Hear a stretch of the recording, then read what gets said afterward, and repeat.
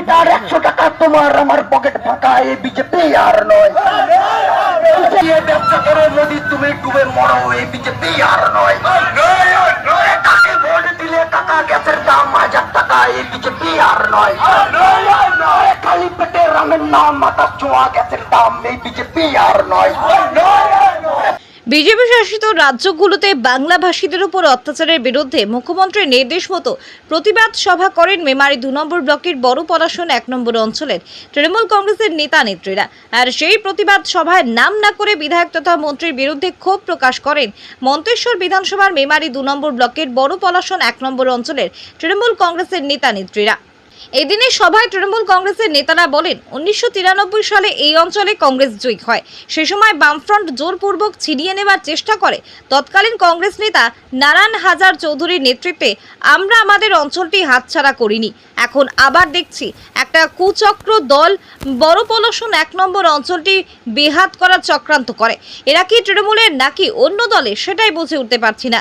এই দিনের পথসভার আগে একটি মিছিলও করা হয়। মিছিলে পায়ে পা মেলান মেমারি 2 নম্বর পঞ্চায়েত সমিতির সভাপতি ময়না হালদার টুডু, বড় পলাশন 1 নম্বর পঞ্চায়েত প্রধান আবু তাহের মোল্লা সহ অঞ্চল সভাপতি ও অন্যান্য তৃণমূল নেতাকর্মীরা। বর্ধমান থেকে সঞ্জিত কুরির রিপোর্ট, বর্ধমান পত্রিকা ডিজিটাল। ওনাকে নাকি বলেছিলেন যে আপনাকে ইস্তফা দিতে হবে, আপনি লিখিত দেন যে আমি স্বেচ্ছায় সভাপতিকে ছেড়ে দিচ্ছি। এটা কি মামার বাড়ি আপনার? কে ছাড় আসতে পারে দেখবো।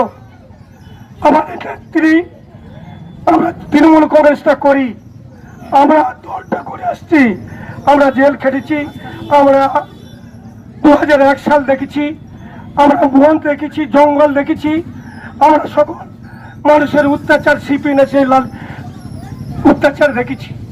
তাই আজকে আমার সামনে যে ভাইরা রয়েছেন তারা আমার সাথ দিয়েছেন, আমি আপনাদের সঙ্গে রয়েছি। এই বড়পলাশন 1-এর প্রধান হিসেবে আপনি আমার কাছে যাবেন। 1993 সাল আমরা যখন এই বড়পলাশন 1 নম্বর অঞ্চলটা পেয়েছিলাম, আমরা যখন জিতেছিলাম, বামফ্রন্ট জোর করে আমাদের সেই পঞ্চায়েত থেকে কেড়ে নিতে গেছিল বামফ্রন্ট। আমরা সারাদিন মধ্যরাত পর্যন্ত আমরা ওই পঞ্চায়েতের সামনে সারা রাত আমরা ঝড় কাদা বর্ষার জলে আমরা রাস্তায় শুয়েছিলাম স্বর্গীয় আমাদের মহান নেতা নারায়ণ হাজার নেতৃত্বে।